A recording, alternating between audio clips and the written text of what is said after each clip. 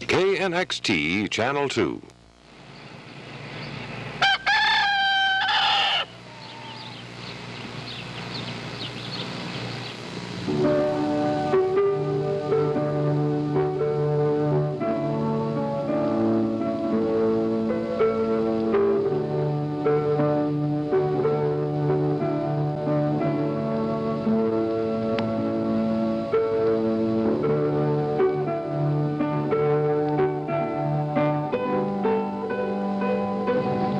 That's a Lancaster County, Pennsylvania rooster and some of the countryside there.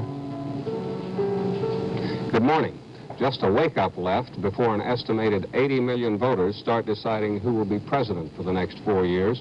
Richard Nixon, who's at the California White House to vote this morning in his home state, or George McGovern, who got home to South Dakota early this morning after a final campaign day that carried him more than 4,000 miles from coast to coast before it wound up in his home state.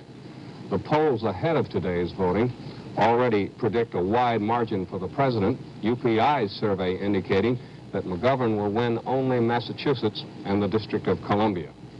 The national weather for this election day is forecast to be pretty good. Mild temperatures in most places and some rain, but no forecast of winter-like storms. Dixville Notch, the mountain town in New Hampshire that votes right after midnight, went 16-3 for Nixon. That town backed losers in 1960, 1964, and 1968. The Air Force lost another $15 million F-111 over North Vietnam, the third one lost since the Swing Wings returned to the war less than 6 weeks ago. The two-man crew is missing. Today is Tuesday, November the 7th, the day in 1874 that Thomas Nast first cartooned an elephant as the symbol of the Republican Party. The Democratic donkey goes back a bit further to the campaign of 1828 and derives from one of Andrew Jackson's detractors calling him a jackass. Reports on the campaign wind-up coming up.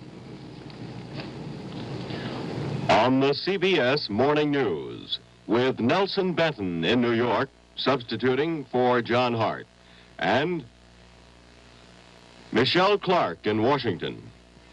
Now, CBS News correspondent Nelson Benton. President Nixon is flying back to Washington after he votes this morning in California. He went on television briefly last night with a final campaign statement on the Vietnam issue. And peace in the world at large for a generation to come. As you know, we've made a breakthrough in the negotiations which will lead to peace in Vietnam. We have agreed on the major principles that I laid down in my speech to the nation of May 8th. We have agreed that there will be a ceasefire. We have agreed that our prisoners of war will be returned, and that the missing in action will be accounted for. And we have agreed that the people of South Vietnam shall have the right to determine their own future without having a communist government or a coalition government imposed upon them against their will. There are still some details that I am insisting be worked out and nailed down, because I want this not to be a temporary peace. I want, and I know you want, it to be a lasting peace. But I can say to you with complete confidence tonight that we will soon reach agreement on all the issues and bring this long and difficult war to an end. You can help achieve that goal by your votes. You can send a message to those with whom we are negotiating and to the leaders of the world that you back the President of the United States in his insistence that we in the United States seek peace with honor and never peace with surrender. President Nixon has made his last campaign appearance as a candidate for public office, he says. Now he can help his bid for re-election only as much as any other citizen by voting for the candidate of his choice. For Mr. and Mrs. Nixon, the address of their polling place has a felicitous ring to it. 3120 Avenue of the President, San Clemente, California. The elementary school here, Concordia, is just 2 blocks from the Western White House, where the president spent the closing hours of what many have described as an unusually low-keyed campaign. Since his nomination, Mr. Nixon has personally campaigned in only 16 states. Instead, he has leaned heavily on national radio appeals. 15 paid political talks on 13 topics, ranging from taxes to foreign policy. After they vote here, Mr. and Mrs. Nixon will fly back to Washington, where they will be joined by daughters Julie and Tricia and their husbands. The first family plans to receive the election results at the White House. If the results are good, as Mr. Nixon expects them to be, they will probably join their fellow Republicans at an election night celebration at a Washington hotel this evening. Howard Walker, CBS News, with the Nixon campaign, San Clemente, California. George McGovern campaigned all the way across the country on his final day, from New York to California, and came halfway back home again to South Dakota. Bob Schieffer begins his report where McGovern met his followers in Wichita.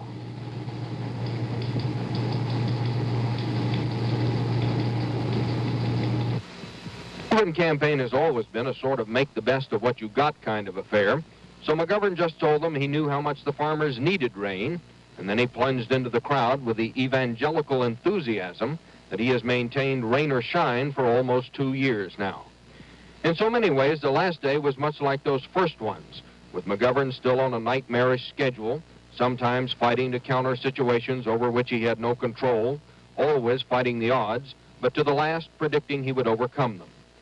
He had already strolled down New York's Fifth Avenue and addressed a rally in Philadelphia before he got to Kansas, and in those last speeches he was still talking about the war, the issue he has also stressed in the beginning. By the time he reached Long Beach, California last night, he was saying the administration had played politics with the peace of the world. Now see before us a record of deceit and deception on Vietnam that has ended with the worst deception of all, not a peace in the name of humanity, but a hoax for the sake of politics in the closing days of this campaign. And I use those words thoughtfully and carefully. Then it was back across the middle of the country, and after a day that had covered 4,399 miles, home to Sioux Falls, South Dakota, and the last airport rally of the campaign. If he loses, he says he probably won't run again. He thinks he has done just about everything he can do to win this time, everything except vote. So he'll do that in a couple of hours, then wait and see who won. Bob Schieffer, CBS News, Sioux Falls, South Dakota. Vice President Agnew made his last stand-in campaign appearance for President Nixon in the friendly South. Barry Seraphin reports from Richmond. His campaign finale was a rousing one. About 13,000 people packed the Richmond Coliseum, all but a handful of them enthusiastic Agnew fans. Agnew had addressed a Richmond crowd 4 years ago to the hour and told this crowd, said to be the biggest ever at a Virginia political gathering, that he expected history to repeat itself at the polls. The president's #1 surrogate praised the Nixon record for the last 4 years and came down hard on George McGovern. He has lunged, he has lurched, he has flipped, and most certainly he has flopped.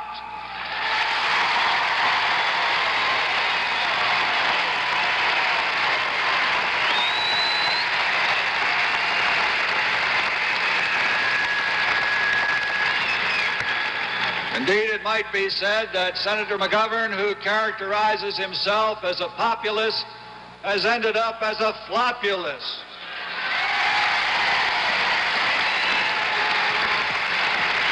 He has failed to become a credible candidate. He has failed not only in his style, which is a combination of moralistic reprimands and rhetorical overkill, but he has failed in substance as well. His candidacy has progressed from disaster to disaster, flitting about from issue to issue, very much like a confused bee in search of a flower.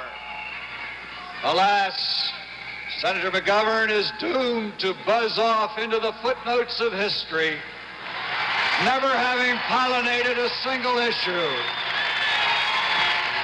In 72, Agnew's campaign has been almost a month shorter than in 68. He has traveled only half as far. He has visited only about half as many cities. The Vice President says, even though his pace has been leisurely, he has gotten the administration's message across. And he says the administration is looking for 55% of the vote or better, what he calls a clear mandate from the people. Barry Seraphin, CBS News, Richmond, Virginia. Vice presidential candidate Sergeant Shriver was swinging around the Lot 2 on his last campaign day, hitting 5 states, including Madison, Wisconsin, where he made a last-ditch attack on President Nixon's war and peace policies. Big tide rolling in our direction all the way from California to New Jersey, and it's going to sweep the country.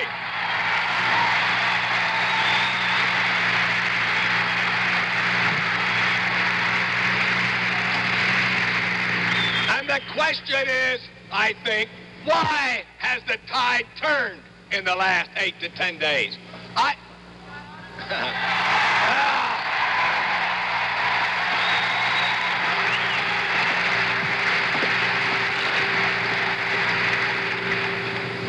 suggest there are a number of reasons, but the first 2 reasons are these.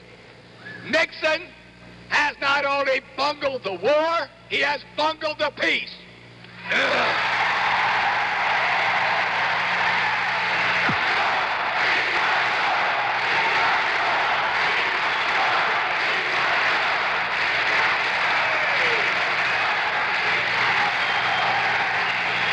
Tomorrow is the day when power is in your hands, and with that power, you can have George in the White House in Washington. Shriver ended the day with an unscheduled visit to former President Lyndon Johnson at the LBJ Ranch, where he said, "We had a social visit. It was very fine." The third-party presidential candidate, John Schmitz, wound up his campaign in San Francisco, shooting at the proposed draft peace agreement for Indochina. Schmitz, in a nationwide telecast, saying, "It's not peace, it's a stab in the back or surrender." CBS News coverage of the election returns begins at 6:30 tonight Eastern Time with the CBS Evening News. The time now is 12 minutes past the hour.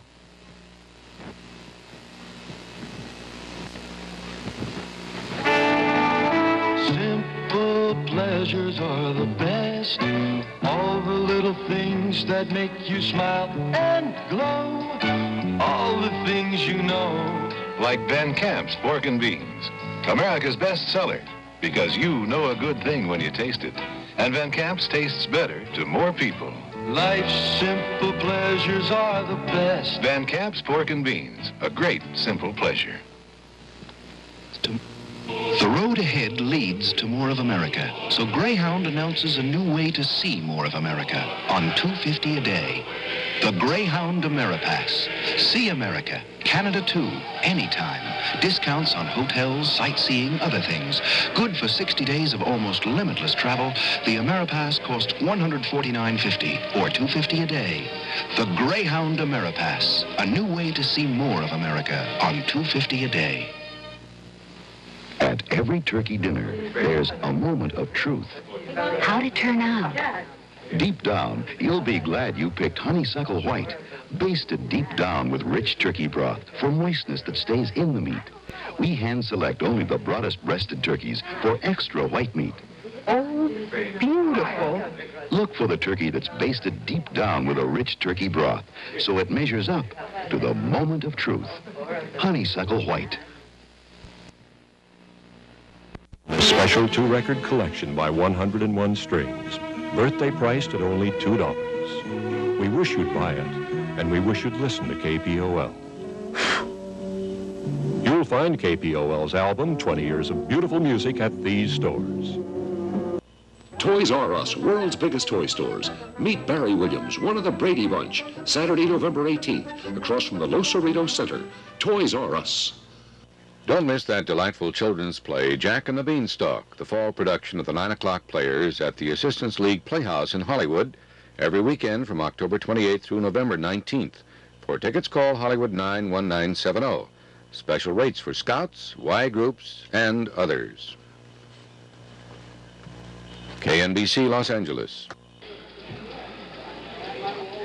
From NBC News Election Headquarters in New York, this is NBC Nightly News, Tuesday, November 7th. Reported by John Chancellor and David Brinkley. And good evening to you all as we begin our coverage of the 1972 election. David Brinkley and the rest of our team are here to cover the returns in contests for 435 seats in the House of Representatives, 33 in the Senate, and 18 governorships, and of course the presidency. So let's begin with a look at the popular votes recorded so far for the presidency. With 1% of the vote in now, Mr. Nixon leading better than 2-1, no, just about 2-1 over George McGovern. John Schmitz, the American Party candidate, small number of votes, and Dr. Benjamin Spock of the People's Party, an even smaller number. But this pattern that you see on your screen now, 65% for the president, 34% for McGovern, although it's very early in the evening, is close to what some of the polls were showing and some of the polls were indicating in various states. We had a heavy turnout today in most of the populous states, and it looks like around the country there were many, many people who voted. It looks like a heavy turnout. In Michigan, there were long lines. In New York City and upstate, there were long lines of voters. In Illinois, the voters went through cold and often rainy weather to go to the polls in record numbers. In Ohio, they extended the hours in some polling places because of trouble with voting machines, but there was a heavy vote there, and they're talking about record numbers of voters turning out in California. Leaders of both parties today, both the Republicans and the Democrats, said that was good news to them. Senator McGovern's people said they were finding very good turnouts in places where they expected support, and so did the Republican National Chairman. NBC News has 3 winners declared so far in this election, and David Brinkley will report on them. We will, of course, keep you up to date all night on the popular vote, as you've just seen, that is, people in voting booths. We have been able to project 3 states, the outcome in 3 states. They give Mr. Nixon 32 electoral votes. As everyone knows, but often forgets, it is electoral votes that elect somebody president. The 3 states are Tennessee, where we project that Mr. Nixon will win with 68% of the vote. Kentucky, where we project 61% for Nixon, and Indiana, 64%. That's 3 states settled so far. As everyone knows, but often forgets, it takes 270 to elect anyone president, to make you the most powerful person on earth. And so, in this country today, those are eagerly sought little nuggets. When we have 270 votes, we will have the winner. And when we do, you'll be the first to know. John? One final note, Harry's Bar in Paris, a gathering place for expatriate Americans, held its annual straw poll today. Richard Nixon got 56% of the vote. Don't laugh. Harry's Bar has not been wrong in one of these straw polls since 1924. NBC Nightly News is brought to you by Geno's. At Geno's, we don't care who you vote. This is Geno's new service slice tray. In it, Geno's new frozen pizza, pizzeria-style pizza. The special tray holds 9 separate slices. The pizza is special, more cheese and sauce, more of everything that makes pizzeria pizza good. About $1 less than you'd pay in a pizzeria. Geno's makes it easy to enjoy pizzeria-style pizza from your own freezer. A new concept in pizza from Geno's. Go, get up, get up. There it is. It wasn't unexpected that Mike won again. After all, Mike carries a 4 handicap. But when he popped for the beer... Winner's pie. That was unexpected. Michelob, the one beer so good people are pleasantly surprised when you serve it. Surprise people. Serve Michelob. For a cleaner America, pitch in.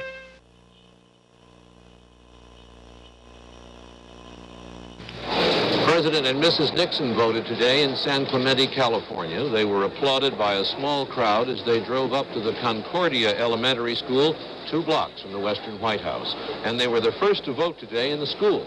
Richard Valeriani reports. To vote at precisely 7 a.m. when the polls opened. Their voting place was the library of the Concordia Elementary School, about a half-mile from the Western White House in San Clemente. The president spent more than 5 minutes in the voting booth. filling out a newspaper-sized ballot that contained 26 state and local propositions, including a referendum on legalizing marijuana. Mr. Nixon carried his home state in both 1960 and 1968, and he's favored to do it again, with heavily Republican Orange County supplying much of the margin. After casting his ballot, Mr. Nixon gave presidential pens to the election officials. The Nixons then flew back to Washington for a family dinner with their 2 daughters and sons-in-law at the White House, where they'll watch the election returns on television. The president is also expected to show up at a victory celebration at a Washington hotel later tonight. This event represented a landmark of sorts on the American political scene. Richard Nixon has been a rather controversial part of that scene for 26 years, and he expects to be around for 4 more years. But this was his last appearance as a candidate for public office, and someday there may be a plaque here at this school to commemorate the occasion. Richard Valeriani, NBC News, with the president in California. This is the ballroom in Washington where the Republicans plan their big victory party, and the loud music already is underway. This is where both President Nixon and Vice President Agnew are expected later tonight. It's a party for about 5,000 people invited by the White House, by the Committee to Re-elect the President, and by the Republican National Committee. To say that people around here are confident is an understatement. The White House already has spread the word they expect to carry 48 states, with only Massachusetts and West Virginia in doubt.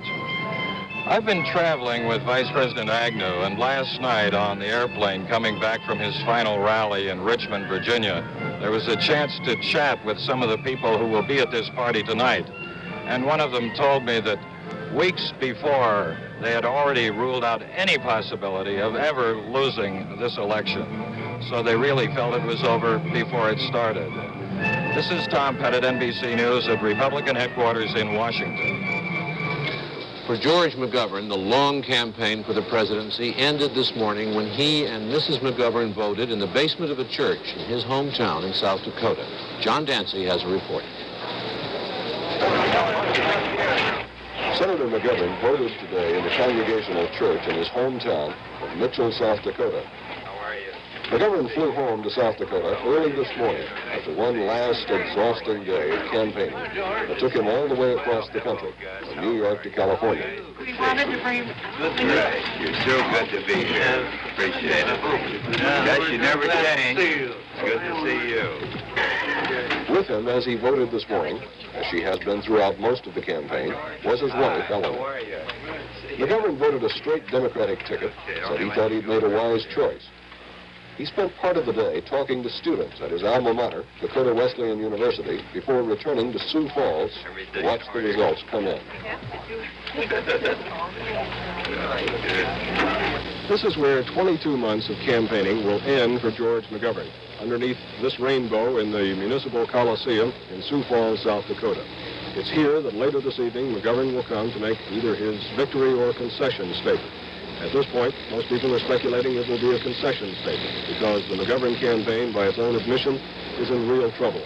Throughout the campaign, the McGovern forces have concentrated their efforts in a dozen or so states and more or less conceded the rest of the country to the Republicans. Here's their assessment of how they're doing in those dozen states or so. They think they have a good chance in California, Wisconsin, Massachusetts, South Dakota, the District of Columbia, and surprisingly, Arkansas, where party leaders are working hard for the ticket. They list as questionable big states like Illinois, Michigan, Ohio, and Texas, and they say they have some real problems in New York and Pennsylvania. So it's not too hopeful a picture. 4 of the must-win states are now listed as questionable, and 2 of them are doubtful. But whatever the outcome, McGovern feels he has run a good race, he's done everything possible to win, and now tonight he waits to see if it was enough. John Dancy, NBC News at McGovern headquarters in Sioux Falls, South Dakota. Sergeant Shriver cast his ballot in Rockville, Maryland, the Washington suburb where he lives, and Spiro Agnew voted at his hometown in suburban Baltimore. Ron Nessen reports on both candidates. Agnew and his wife voted at an elementary school in Towson, Maryland. Towson in Baltimore County is the Agnew's legal residence, and it's where Agnew got his start in politics when he was elected county executive 10 years ago. Thank you. Agnew jokingly declined to confirm that he voted Republican, and he would not predict how the election will come out, but he did tell one reason why he thinks the polls show McGovern far behind.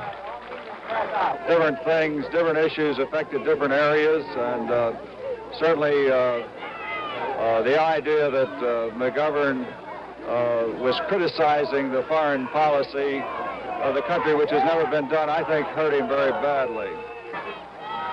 Agnew will follow the returns tonight at Republican election headquarters in Washington. Shriver and his wife voted at a high school near their rented estate in Rockville, Maryland, a suburb of Washington.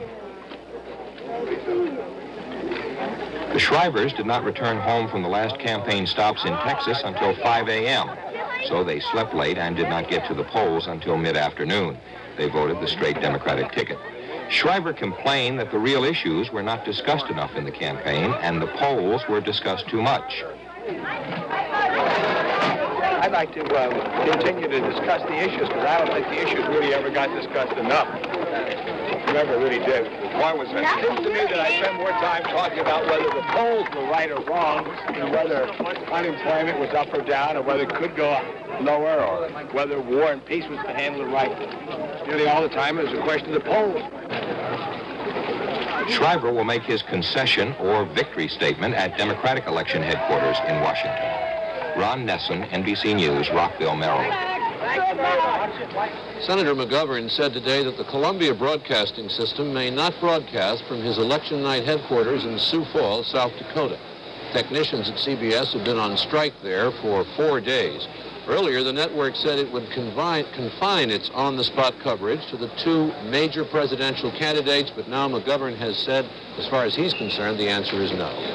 It will be hours before all the polls everywhere are closed, but some more of the votes are in, and we'll have a look at them in just a moment.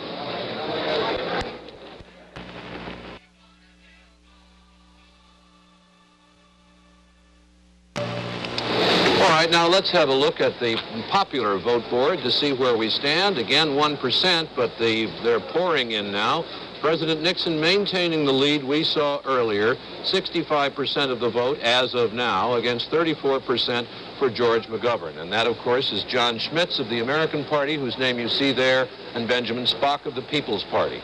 Let's look at our individual state vote tally board now to see some of the returns coming in from various states around the country. New Hampshire, 2% in, President Nixon still well ahead, 66%. Tennessee's 10 electoral votes, as David told you, we have awarded to the president. He's now got 71% of the vote tallied so far. Tennessee is a state he carried the last time with 37%. And in Kentucky, another state we have awarded to the president, a sizable vote in, and you can see he again maintaining that average we've seen tonight of 65%. Now we're going to talk to some of our other correspondents here covering various races, and to begin with, Garrick Utley, who's covering the Senate. And, John, we have a winner in the Senate in the state of Tennessee. It is Republican incumbent Howard Baker. We project that he will win tonight with 57% of the vote. The current standing in that Tennessee race shows that Baker is running ahead of his opponent, Democratic Congressman Ray Blanton. He currently has 60%. That's with 9% of the precincts in. It's interesting to note that with a projected 57% as his final total there, he is running behind. And now back to John. I think we may get larger totals in Dale Bumper's race here tonight as we go along. 6 votes to 7 votes may not tell us a lot, but the rest of the figures will, and we'll be back with those in a minute.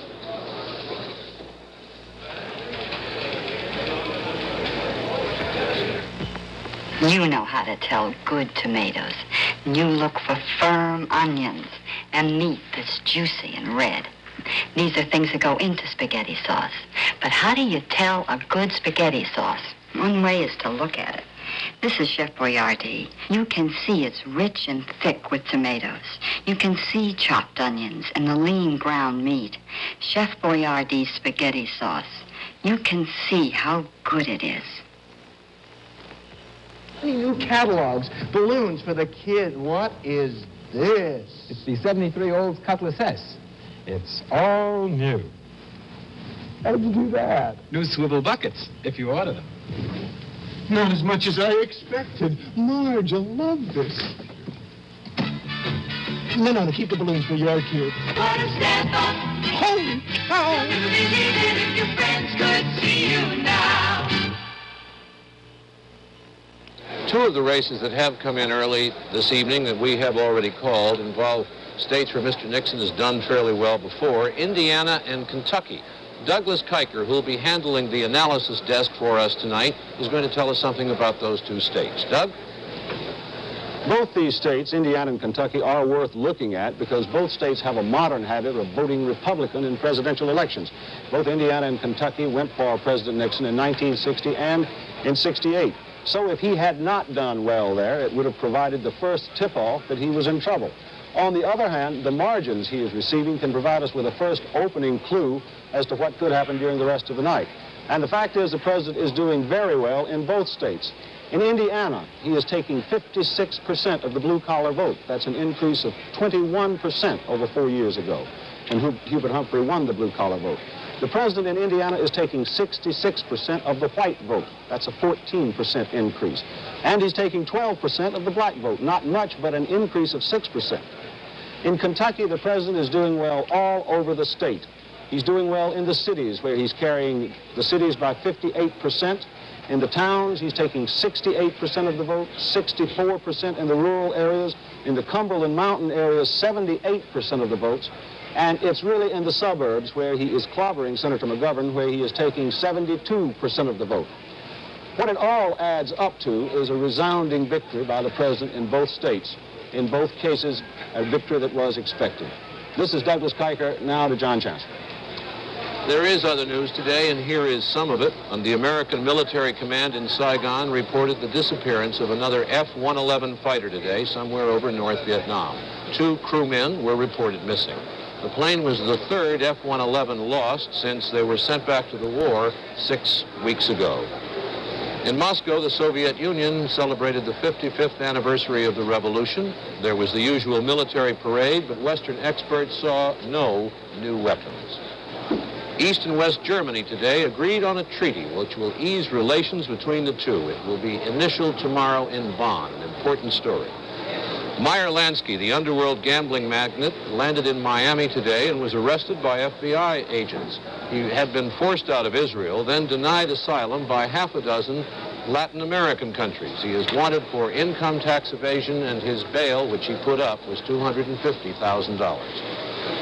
The British wage price freeze started today, and angry consumers charged that prices have been going up for weeks in anticipation of that freeze. And in Washington, the Supreme Court ruled unanimously today that a man who was fired for refusing to cross fellow strikers' picket lines must be given his job back. The case grew out of a California movers' strike. Hi, I'm David Fry for Addressograph Multigraph. I copy famous people who might sound like this while shopping for office machines to open a business together. Golly, we could put this brooding PG-80 white printer right in our drafting room. Smells fresh as a daisy. And this AM 5000 copier is the real crowd stopper in every office. Gives you the fastest 15 copies ever. Let us not confuse our priorities. First, we're going to need... To the popular tally again tonight. Again, 1%. The president edging up a little bit now, almost exactly twice the size of Senator McGovern's vote. The minority parties being minority parties in that tally. We are going now to Catherine Mackin for a report on an important governor's race. Now, we have a projected winner. This is very interesting. In Indiana, the Republican, Dr. Otis Boeing, we are projecting the winner with 54% of the vote. That was a very close race there between Matthew Welch, the Democrat, who was once governor of Indiana back in 1960. He defied the Republican move there. Indiana is a strong Republican state and managed to get elected, but this time he wasn't able to do it. Bowen apparently made inroads into the black vote, into the blue-collar vote, and ran strong in the northern industrial area of Indiana. And now back to John. We have just had a declaration here. We declare President Nixon the winner in the state of Ohio with 58% of the vote in that state. That's doing better than he did the last time when George Wallace was running. He carried the state with 45%.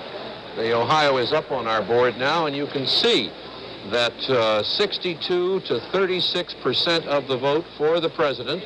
That is what we have so far in Ohio. David, how does it look to you? I've gathered that we're going to get fairly high turnout in this election and quite a lot of ticket splitting. Well, the ticket splitting we can't really tell about yet, or at least I can't. You may have something there I don't. In any case, what is interesting so far is to note that in the first 3 states where we were able to call the winners, states where the polls close early, beginning at 4 o'clock in Tennessee, 6 o'clock in Indiana, and 6 in Kentucky. In Kentucky, for example, we project Mr. Nixon will get 64% of the vote. It is interesting to note that in 1968, Mr. Nixon and Wallace together got 62%. In Tennessee, we've projected 68%. In that state, in 68, Wallace and Nixon together got 71%. In Indiana, we have projected 64. In that state, in 68, Nixon and Wallace got 62. I'm not sure what that proves, except that Mr. Nixon is now coming in with as many votes as he and Wallace together got 4 years ago, plus another percentage point or 2. Well, one of the stories we'll be able to cover tonight is the Wallace vote. It's there. He got 13% of the vote nationally the last time, and those voters are going somewhere. We know in some cases they are going to President Nixon as heavily as 10 to 1, in other places less so. So that's where we stand now. The counting is underway in some states. The polls are open in others. The biggest story of the year, and we'll be back in a minute to cover it.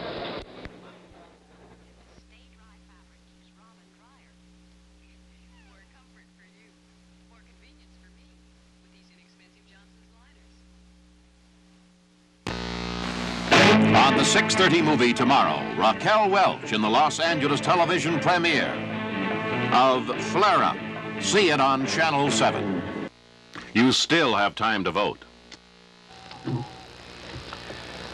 We are canceling all our regular programs for the next 8 hours so that ABC News can bring you full coverage of the 1972 elections.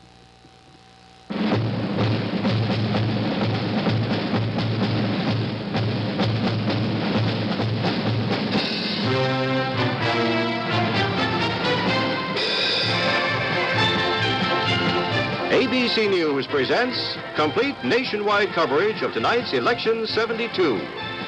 Brought to you by J.C. Penney. Tomorrow morning, our 1,700 stores and our catalog will be waiting to help you find what you're looking for. Now from election headquarters in New York, the anchormen of the ABC Evening News, Harry Reasoner and Howard K. Smith. Good evening. Well, at last, the long wait is over. Tonight, we find out whether the pollsters were right and there's going to be a Nixon landslide. Partly right, he'll win a modest victory, or whether they were wrong and McGovern's going to win. As you can see, we already have some popular votes up on our board, with 1% of the nation's precincts having reported in. Nixon has 66% of the votes counted so far. These come mainly from 3 states, Indiana, Kentucky, and Tennessee. And McGovern, 33%. We also have a state result, in the presidential election. In the state of Indiana, Nixon is the winner of Indiana's 13 electoral votes by projection from the result in key precincts. To repeat, Nixon carries Indiana, no surprise. And another no surprise so far in the state of Kentucky in the presidential race. President ABC News projects that Nixon will win that state. With 48% of the precincts reported, actually he has 65% of the vote. He carried it in 1968, but by a much smaller margin, and of course that's because there was George Wallace there. One of the things we'll be doing in tonight's coverage of the elections is to keep a kind of running total of electoral votes. And since Mr. Nixon has won Indiana and Kentucky, according to ABC News projection, he has won 22 of the magic figure of 270. Mr. McGovern has won none and would not be expected to in these early reports which come from Nixon states. I suppose we should explain what we're talking about when we say projections? I think we better, because we're going to be projecting fast and a lot in many states in the next hour and a half to 2 hours. Throughout the evening, we'll use that word projections, and we'll use it in respect to Senate and governor races, as well as projections on how the states vote for the presidency. These determinations are made by political experts at our decision desk. Their goal is speed and accuracy, but with a heavy emphasis on accuracy. As in past elections, our policy tonight will be to wait until the polls are closed in a state before we make any projected results for that state.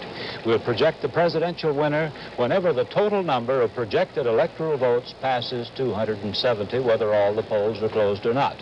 That will happen after 8 o'clock here in the East, when many of the polls will be closed. There's no evidence whatever that projections have any effect on people who've not yet voted, but by waiting until the polls close, we can be absolutely sure we're reporting the results and not influencing them. We will not make projections for the House of Representatives. Those apparent winners will be determined by the raw vote. Now, I would like to call your attention to the presidential race, the raw vote, not the projection. We have projected that Indiana has been won by President Nixon, but here's the way the raw vote looks in the presidential race in Indiana. The presidential race in Indiana, President Nixon leads, as you can see by the figures there. Only 12% of the precincts are in, but they include our key precincts, which tell us that Nixon's going to win. Now for one close race in the Senate in the state of Kentucky. In the state of Kentucky, it's been a ding-dong race all of this short evening so far between Democrat Walter Huddleston and Republican Louis Nunn. Each has 50%, and that's the way it's gone, and it may go that way all the way through the evening. That's one of those Kentucky senator races that you get used to over the years. They seem to, whatever they feel nationally, they always make it close on senator. As might be expected, with ABC News projecting President Nixon taking Indiana's presidential votes, the Republican Otis Bowen, a candidate for governor, is also the apparent winner over Democrat Matthew Welch, a former governor in Indiana. He's running ahead by a healthy 18%. ABC News now does predict that Otis Bowen, who is Speaker of the State House of Representatives, not as well known as the man he ran against, but has supported President Nixon's policies, and it's apparently doing him a substantial amount of good. ABC News predicts that's the first governor. We're talking tonight about 18 races for governor, with 20 Democratic holdovers and 12 Republicans who don't have to run for anything. The former governor in Indiana, Edgar Whitcomb, was also a Republican, so far in the net gain area, there is no net gain. One Republican has held one Republican seat. One of the things we're going to be doing tonight is to look around the country at where the people are who are critically affected by this election, or who will be coming out with victory or concession statements. We will, for instance, maintain cameras and reporters and correspondents in Sioux Falls, South Dakota. This is the first time in history that anybody has maintained cameras in Sioux Falls, South Dakota, to see what a presidential candidate would say. This is where George McGovern is spending the evening. He voted earlier today in Mitchell, which is his nominal home, but Sioux Falls is the biggest town in South Dakota. And this is the place where the victory celebrations or the concession statement will come. Sooner or later, we'll also be at the Shoreham Hotel in New York, where President Nixon, who is watching television after a family dinner in the White House, will go to make his mark.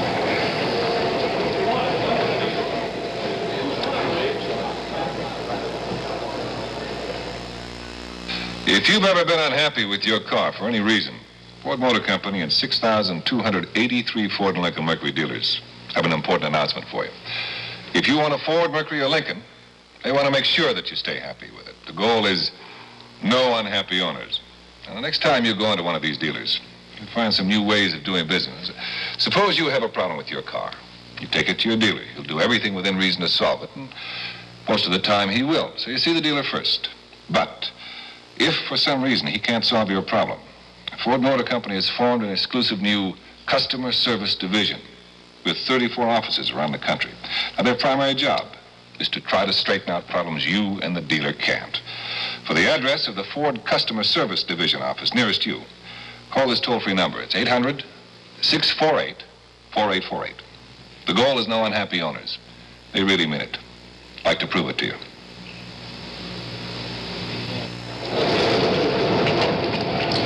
The CBS News estimate has been able to say that Indiana has fallen definitely into its normal Republican habits tonight, and Dan Rather from the Midwest has the story.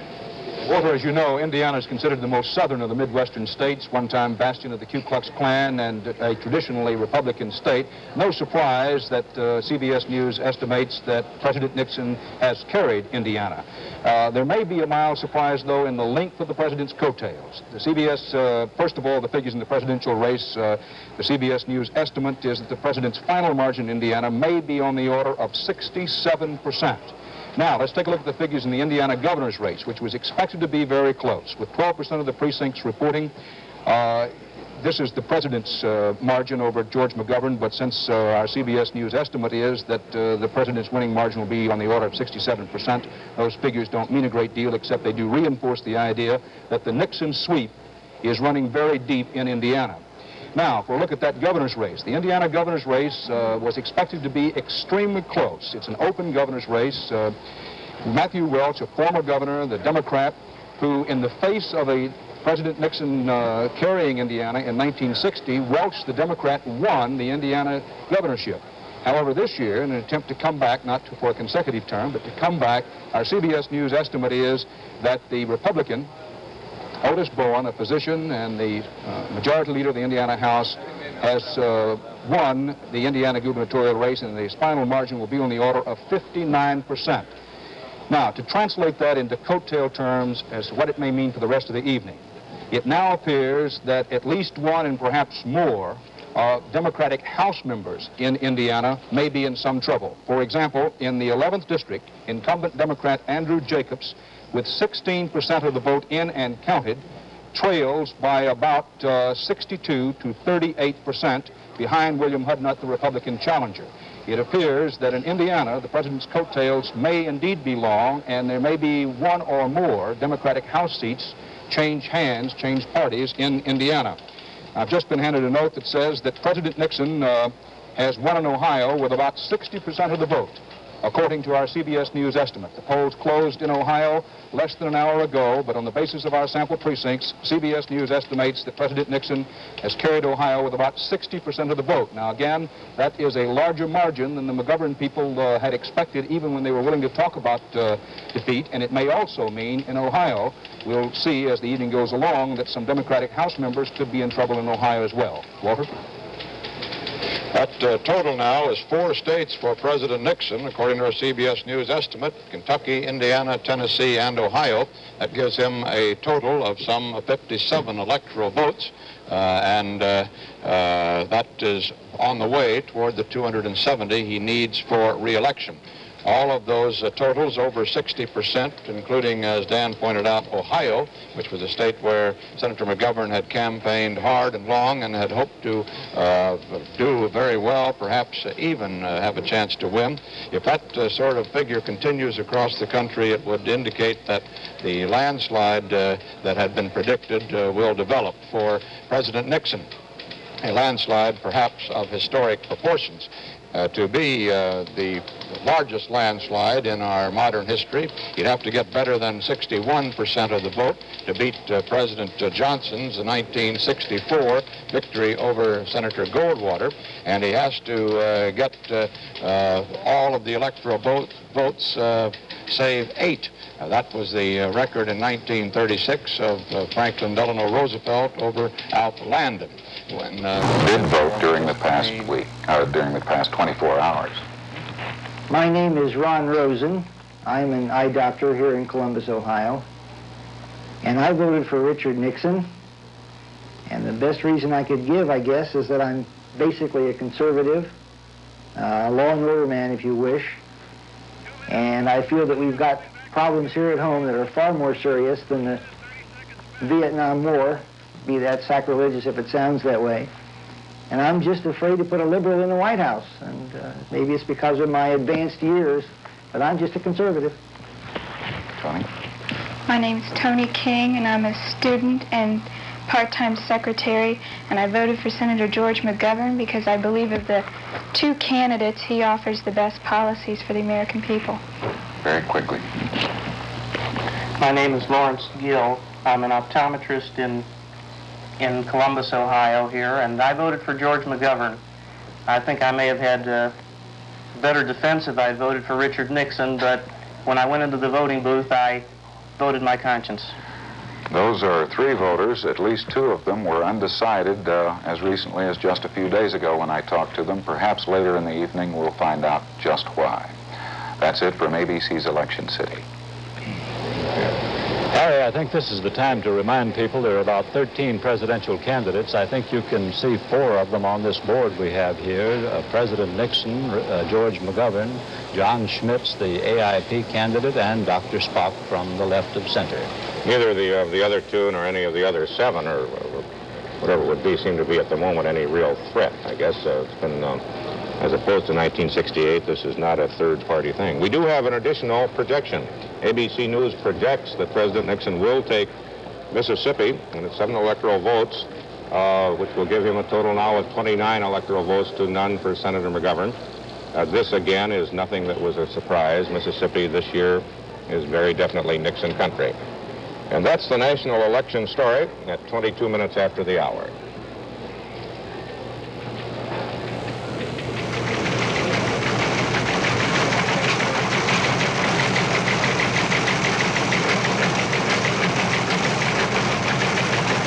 Election 72 continues from Los Angeles. Now, complete California coverage from the Eyewitness News Election Center with Joseph Benny, John Schubeck, and the Eyewitness News team. Good evening. We hope that you're prepared for a long evening. We are. We plan to be here at least until midnight, perhaps on until 1 or 2 o'clock in the morning, bringing you all the returns from California, and combining that, of course, with ABC Network's coverage of the national elections of 1972. Los Angeles is important to how California goes because some 3.5 million registered voters in the state of California, where there are 9 million registered voters, live in Los Angeles County, and more than half of those 9 million voters live in Southern California. That makes us important, and that's why our coverage, I think, is going to be important for you tonight. We look forward to election coverages because it's that one time every 4 years when we can get to do a marathon job and have a feeling that we cover the story at least to its conclusion. We have no illusions. We think that by about 7 o'clock here in California, before our polls even close, ABC, NBC, CBS will all have told you who they think the president is going to be. It appears now that that landslide that was forecast for Richard Nixon, the incumbent, is going on as forecast, and he should win easily.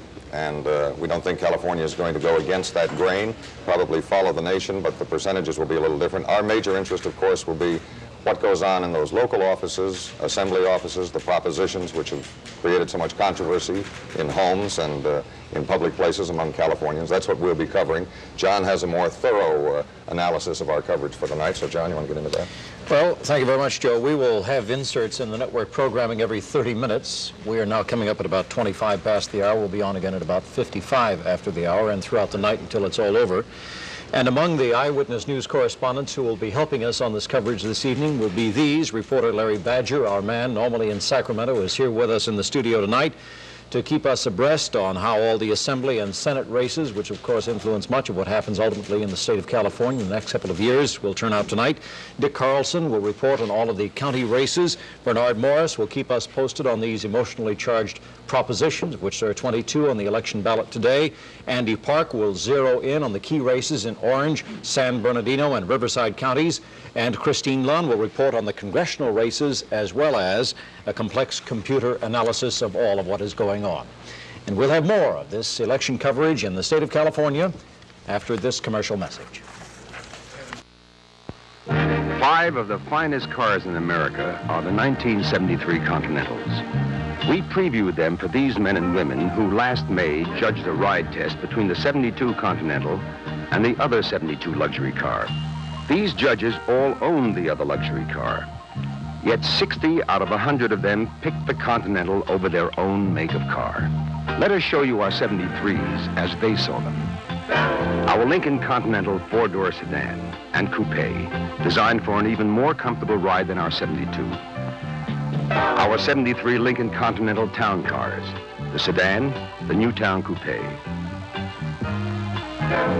The 1973 Continental Mark IV, newly minted in silver. Introducing the 1973 Continentals. It is a very good year.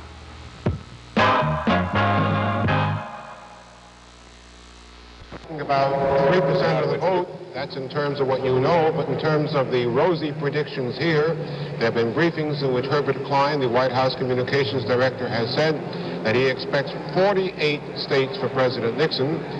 The only ones he said were in doubt were Massachusetts and West Virginia. And Harry Dent, the White House Southern strategist, said no, West Virginia is going to be in, which makes 49. They attributed this to the landslide, to the whole large turnout at the polls. They expect to have as many as 85 million votes, which is considerably better than the 73 million in 1968 and the 70.5 million in 1964. One interesting thing, Harry Dent says that he expects that after the election, several Southern senators and congressmen will switch their affiliation to the Republican Party so that if the Republicans don't pick up the necessary seats to organize Congress, they'll be able to do so by some switches. He wouldn't mention names. He denied there were any deals. Could be Senator Eastland, could be Senator Byrd of Virginia, now independent. But there appears to be something in the making about a switch of parties by some of the nominal Democrats in the South. With me is Michelle Clark, who is looking at the scene out here as they get ready for the victory celebration with President Nixon and Vice President Agnew. Michelle? Walter, apparently the only plans here have always been for a victory celebration. The point is just how large the victory is going to be. The bands have been playing here for an hour. There's talk that the president should arrive here sometime before midnight. His cabinet members, all of the people in the party are expected to be here. There should be a lot of young people. There are two kinds of bands. There's Pete Fountain, and then there's a rock band for the younger people. We'll wait and see. Right now there's not much room for enthusiasm except when the announcements are made. There's a big screen over our shoulders that show all of the networks telling you exactly what we're projecting, and there's a cheer that goes up, of course, every time there's something said about a big landslide victory here. And that's all we've got from here now. Walter? Now for the scene at McGovern headquarters, let's go to Bruce Morton at the Coliseum in Sioux Falls, South Dakota. Bruce? What are you seeing behind the fairly splendid mural of